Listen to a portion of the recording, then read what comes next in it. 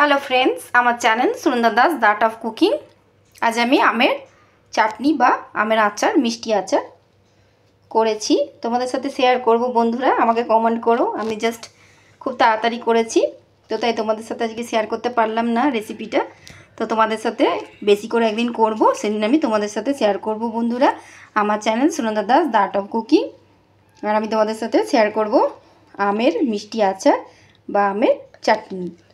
দেখো গুড় দিয়ে করেছি, এটা দেখতে যেরকম লোভনীয় হয়েছে খেতেও কিন্তু দারুণ লাগে। আমার তো খুবই ভালো লাগে বন্ধুরা, আশা করি তোমাদেরও ভালো লাগে এই গরমে আমের এরকম চাটনি।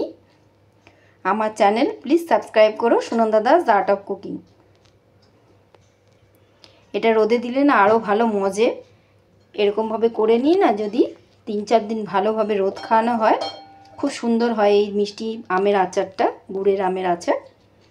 তো তোমাদের সাথে শেয়ার করব বন্ধুরা, একদিন বেশি করে বানাবো। তো প্লিজ আমার চ্যানেলের সাথে থেকো Sunanda Das the art of cooking. By friends.